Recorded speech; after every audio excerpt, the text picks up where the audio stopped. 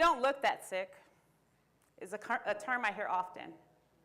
Or getting strange looks from people when I get out of my car after parking in a handicapped spot. My walk was scary, and my path was unknown. But for the next few minutes, I ask you to walk with me. Walk with me on my journey as I share with you. 1, learning about my disease and my diagnosis of lupus nephritis, myositis. 2, educating myself, but not only myself, my friends and family too. And 3, learning to find my keys of resilience and what pushed me through. I was very active at one point. A mom of 4, sister to many. Worked in finance offices, even owned my own company at one point. Active in my community, volunteered everywhere. Never say no, Nakia, that was me. But in a 3-month span, I have visited 3 different emergency rooms, all to find out you just need to follow up with your primary care doctor. In July of 2015, after coordinating my last wedding, I made my way to Loma Linda. I remember bursting into tears when the triage nurse just simply asked me, "Kick your leg," and I couldn't. I spent the next 30 days, in the hospital, undergoing tests, completing biopsies, learning how to walk again, missing birthdays, first days of school. Lupus is hard to diagnose. It's treated with immunosuppressant drugs, similar to chemotherapy.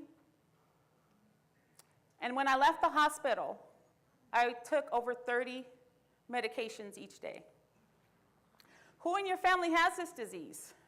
I said, I must be the lucky one because no one else had it. As everyone tried to make sense of what had happened to me, they speculated. Oh, it's your bypass surgery, or a curse from God because you're gay. When I was well enough, I began to do research. I remember asking the patients, or the medical students, give me all the literature you can. I searched the Mayo Clinic, lupus awareness sites. Come to find out, there's over 5 million people that have this disease. There's 16,000 new cases reported each and every year. Of those reported, 76% of them complain of the pain. So imagine yourself with your body attacking yourself each and every day. Every day is being different. Stress is a trigger. But most of the symptoms are extreme fatigue, inflammation of joints and muscles. And of all the symptoms, I experience them all, but the hardest is working through the brain fog on a daily basis. 76% of patients say that they have no social life.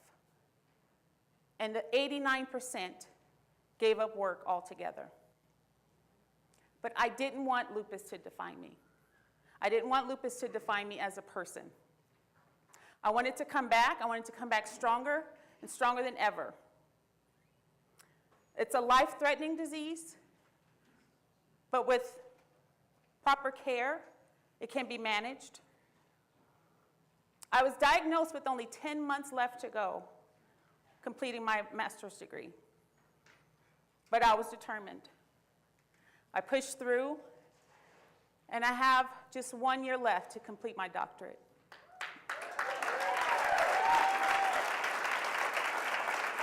I went back, continued to work, continued my passion in education, and my family is my greatest support, my family and friends. And I decided to dedicate all of my time to them, to my community, and to travel as much as possible.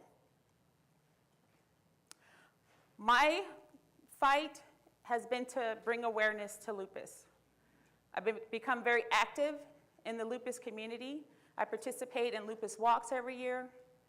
And it's important to me because at one point I couldn't walk. So I stand here before you today, very happy, and just know that my journey, I went it alone, but now I live in the knowledge. And I went from wheelchair to walker to cane to now standing before you today. Thank you.